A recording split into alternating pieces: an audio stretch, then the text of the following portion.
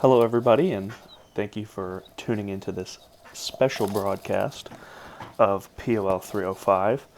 I know this is a little unorthodox, and I appreciate you bearing with me, although you're compensated with a day off. What we're going to talk about today, what I'm going to talk about today, is the role of interest groups in Supreme Court decision making, and we've talked about this a little bit in class, in particular outside groups' role in agenda setting.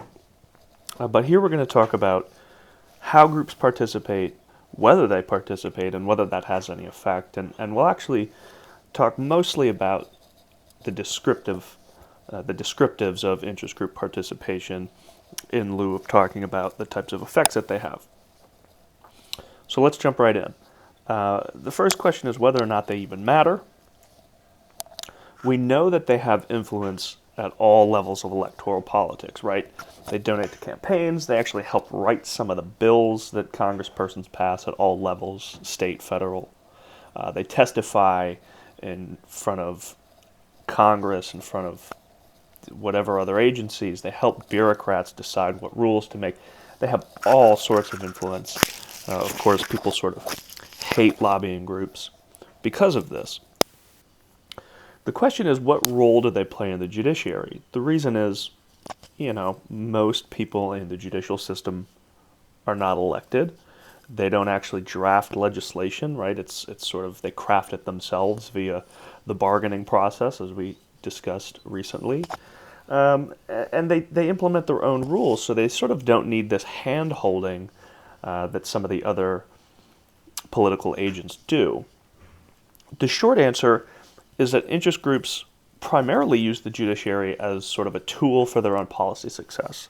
So the way that the interest groups use the judiciary is sort of no different, or the reasons why they use the judiciary is no different than why they use the elected branches.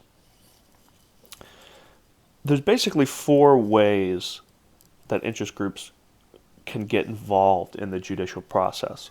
Okay, we'll talk about, I'll list the four and then we'll talk about them in turn. The first is they can bring test cases, they can sponsor cases, they can do this thing called intervention, and fourth, and probably most notably, because we've talked about it several times throughout the semester, is that they can participate using amicus curiae briefs, right, friend of the court briefs. Again, we'll talk about these in turn. So let's start with bringing a test case. One of the most obvious ways to participate in the court system is to actually be a litigant, right? To be a party to a case. Interest groups do this a lot. Another thing they do a lot is they find potential litigants. So they either are the named party to the case or they find the named party to the case.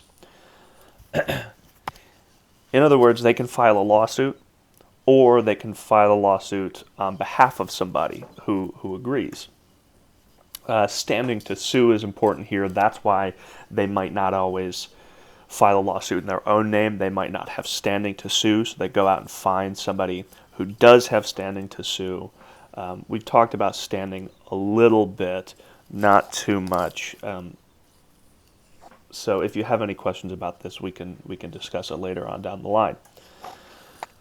One famous example is in 1954's Brown v. the Board of Education. The NAACP's Legal Defense Fund recruited the litigants in Topeka. So it wasn't just Brown.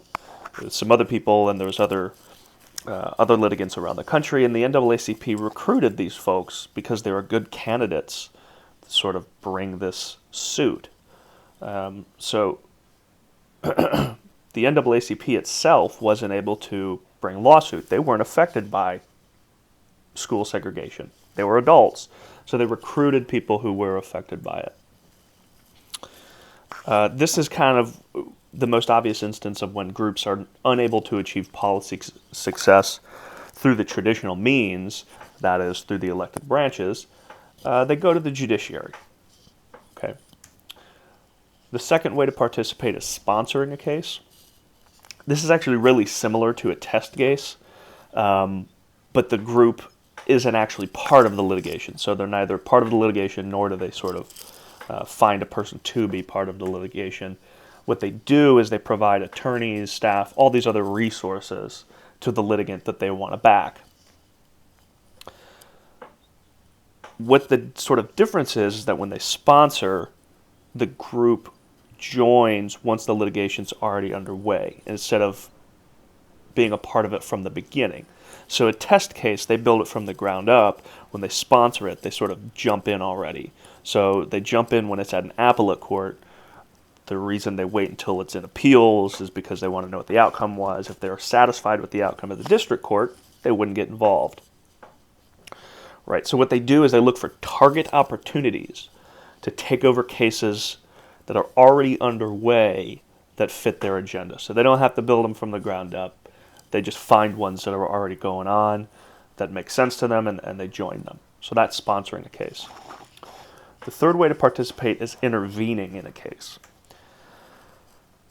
This means an organization or a group or what have you can effectively, I use that term sort of knowingly, effectively become a party to the litigation after the case is already in the legal system.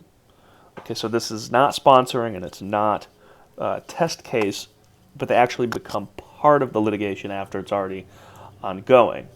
It's a little bit of a combination of a test case and a sponsor case, but there's some pretty specific legal rules that have to apply when intervening in a case that don't at all apply to testing or sponsoring a case. So there's just sort of two ways to intervene. The first is as a matter of right, and that's per Federal Rule of Civil Procedures 24A.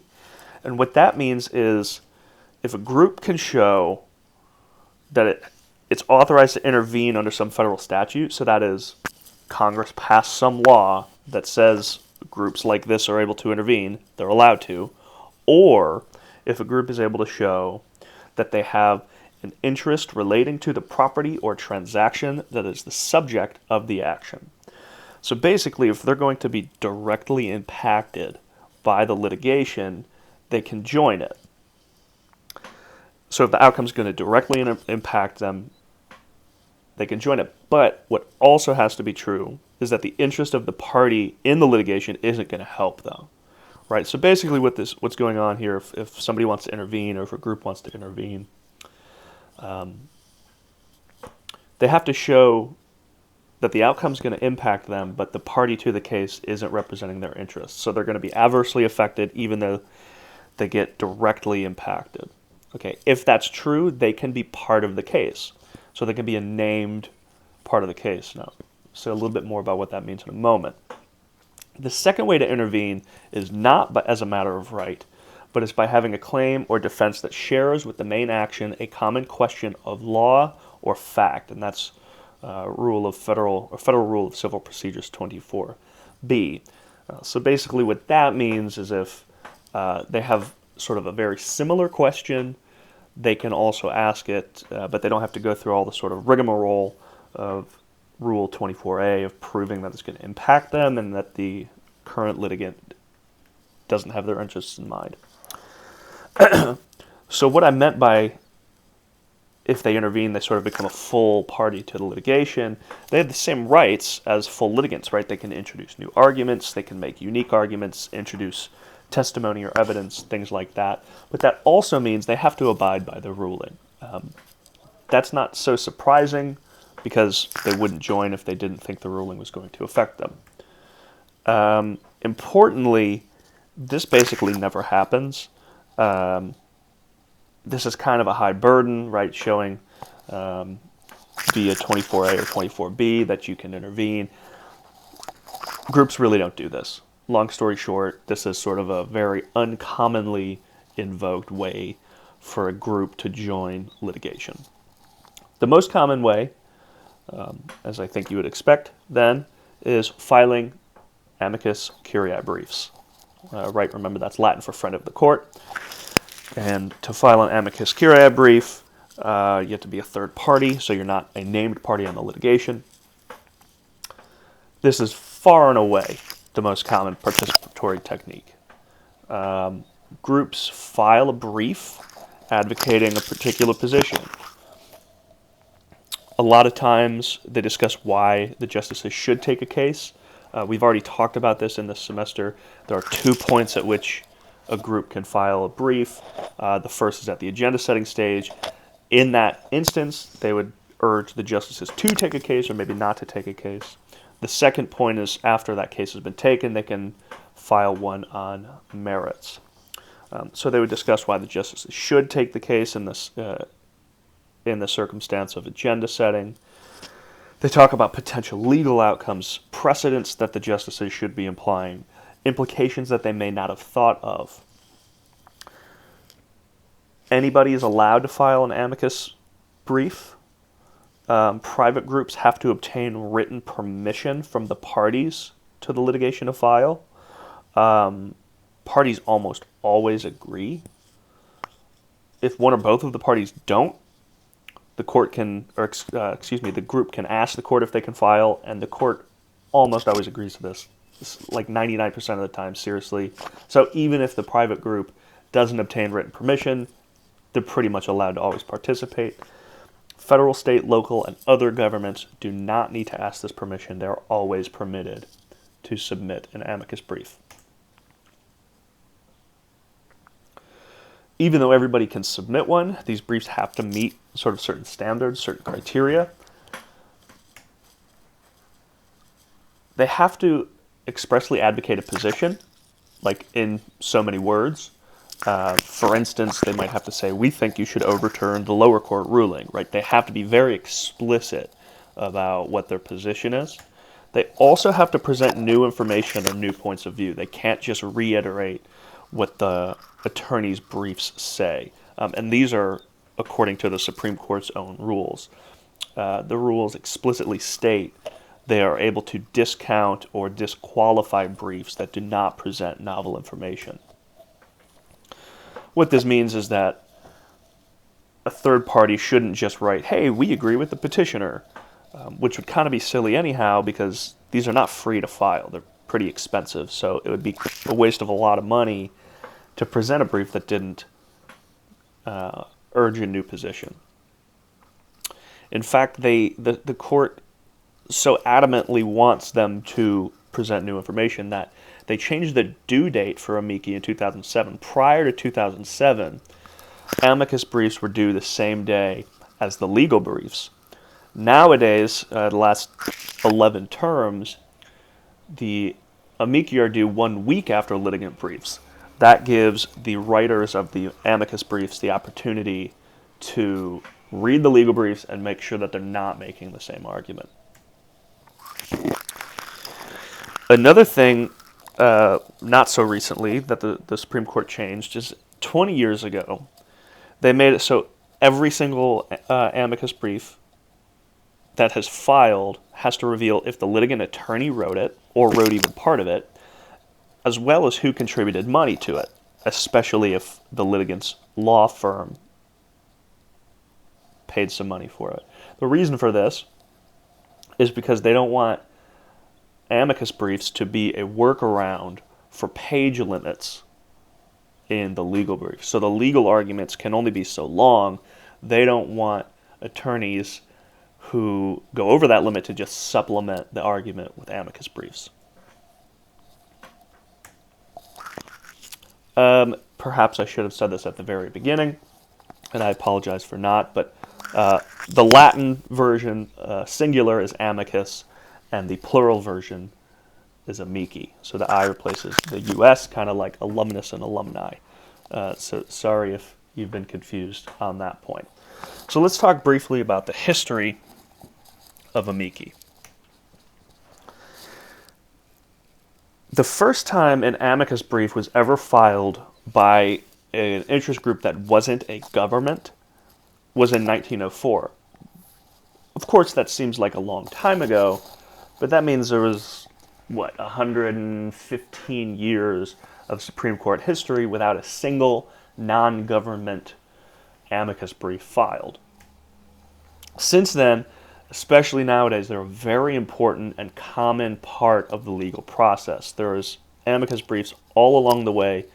They're frequent and often, and there's just a lot of them. We'll talk about that a little more in a second. So even in the first half of the 20th century, as they were becoming more common, they still weren't in every case occurrence. Since World War II, there's nary a case that doesn't have any amicus briefs. One reason for this is because a lot of large interest groups started participating more and more, and there was more large interest groups. Examples of large interests that are what we call sort of frequent flyers at the Supreme Court are the American Civil Liberties Union, Farm Bureau, the aforementioned NAACP. There's plenty of unions, state governor groups, things like that. All these different interest groups that frequently participate. So let's look at amicus participation from 1946 to 2006, which is what we see if you follow my cursor here across the x-axis. And on the y-axis here, we have the percentage of cases that have at least one brief. Obviously, 0 to 100 is the scale here. In the post-World War II period, it was pretty steady at about 23% or so. Shoots up a little bit in the early 50s, kind of comes back down. But in general, we see this linear trend over the last 60 years or so. This is a pretty huge increase from the mid-20s to nearly 100% of cases with at least one amicus brief. From 1940 to about 1960, it was like 23% of the cases. It shoots up immediately to 31 and shoots up even more to about 44 in 1969. Nowadays, it's 98% of cases. So in 98 out of 100 cases, there's at least one amicus brief filed. You got to remember, the court hears like 80 cases a year. So we're talking, in some years, fewer than one cases that have 0 amicus briefs that are filed. That's a lot. So that's it over time. That's the number of cases that have at least one. But what about the number per case? Has that increased as well? And that's what we're looking at here. The x-axis is the same, 1946 to 2006. The y-axis now is the average number of briefs per case. And there's a similar increase over time.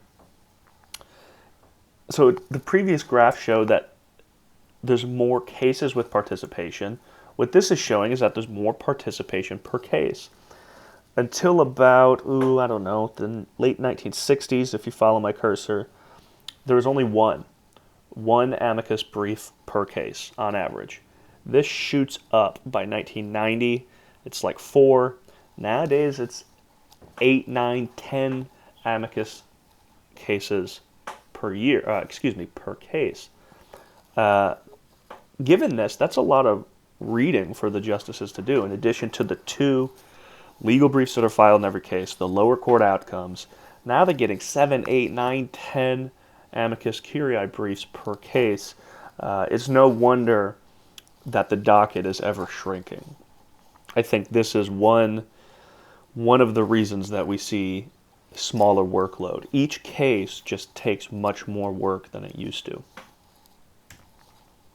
Okay, let's look at amicus participation by issue. Here on the y-axis we have the percentage of cases with amicus briefs. And if you follow me here, if you find my cursor, if you follow me along the x-axis, here we have all the total number of cases. Here we have civil rights, economics, judicial power, federalism, federal taxation. The different colored bars refer to the Chief Justice at the time. And long story short, what we see is that amicus participation happens in all issues, right? So the participation is not driven by a single issue. But we also see that there are increases over time in all issues, right? So with exceptions like federal taxation, in all instances, the Roberts Court has more amicus participation than the Rehnquist Court, than the Berger Court, than the Warren Court, than the Vinson Court. Okay.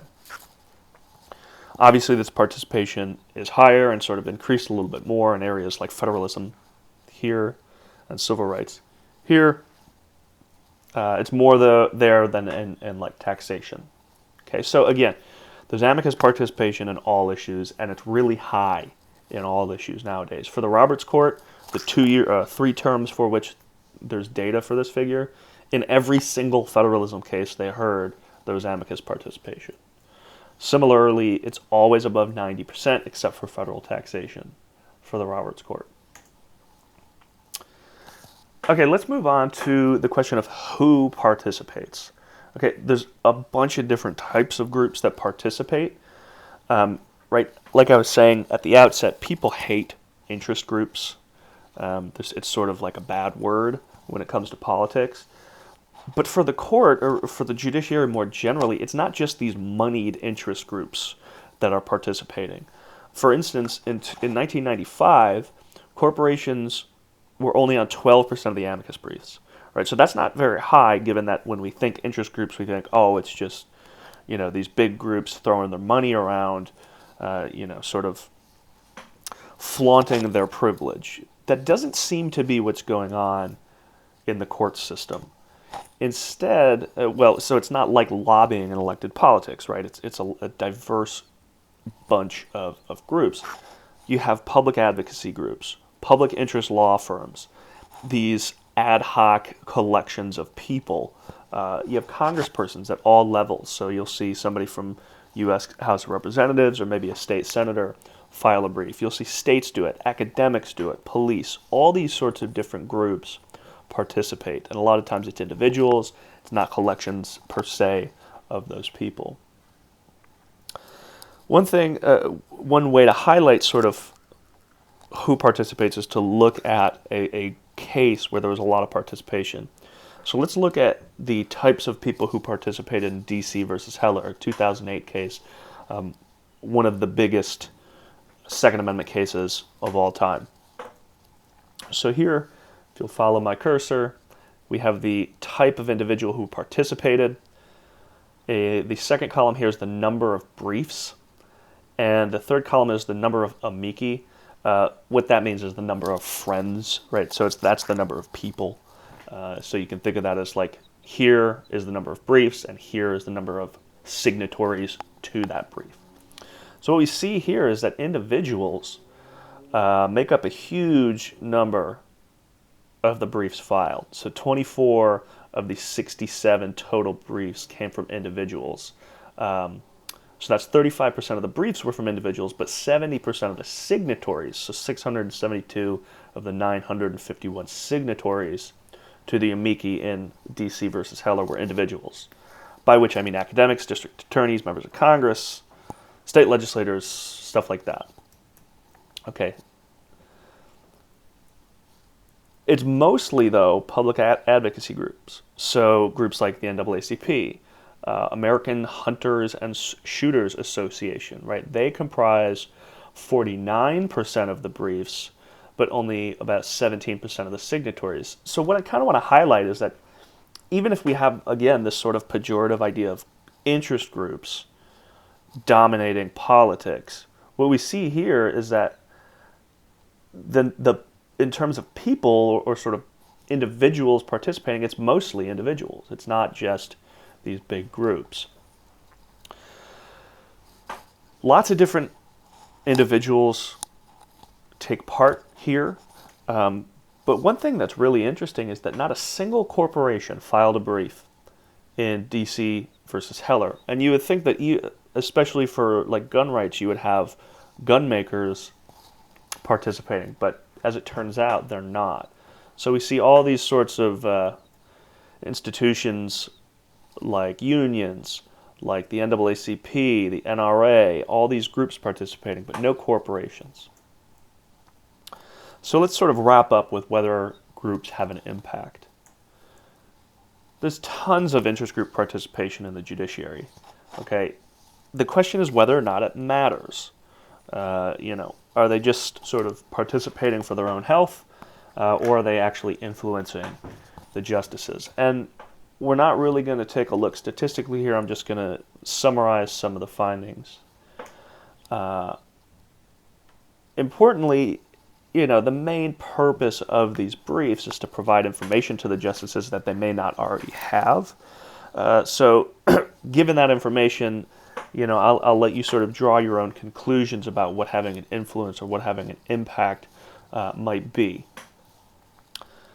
We know several things to be true. One, at the agenda setting stage, petitions for a writ of certiorari are more likely to get granted when there are accompanying amicus briefs. This is true even if all the amicus briefs are saying, here's why you shouldn't take this case. Okay, we talked about this way back when we did agenda setting. What this means is that participation signals to the justices that a case is important. At the merit stage, the litigant supported by more amici is more likely to win. One reason for this is that there are more legal arguments for the justices to use. So if the respondent has 10 supporters, and then you include the legal brief, that's 11 potential legal arguments. Whereas if I don't remember if I said petitioner or respondent, but if the other side has only the legal brief, that's only one. The justices are more likely to find a compelling argument out of 11 potential legal arguments relative to just one, even if they already have, a predisposed policy agenda. Finally, in regards to application to the law, amicus briefs are cited in 28% of opinions, and they're directly quoted in 9% of opinions. So as we've discussed, when it comes to opinions, perhaps, the sort of plagiarism is what influence looks like. Amicus briefs are directly quoted in 9% of opinions. So altogether, we see at the agenda setting stage, at the merit stage, and at the opinion writing stage, there is some influence of outside group participation in the judicial process. The court system is just a useful avenue through which groups can achieve policy success. So it makes a lot of sense that they want to be involved, and they have plenty of ways to do it. Nevertheless, participation is relatively new. It's only about 100 years old. 1904 was the first non-government participatory endeavor, and has really only been common for about 50 years. Again, as we just discussed, participation matters, right? So it influences several stages of judicial decision-making. One thing we know about the Supreme Court justices is that they're sort of hoarders of information. They want as much information as possible to make their decision. And it seems that the more information they have, sort of the more they're able to draw on that information, unsurprisingly. So it comes as no surprise that these groups, any outside interest group, jumps at the opportunity to provide them some of that information. But again, I come back to this sort of thing we hate about interest groups, the insidious advocacy, right? The kind we hate in Congress, doling out huge amounts of cash, sort of buying votes.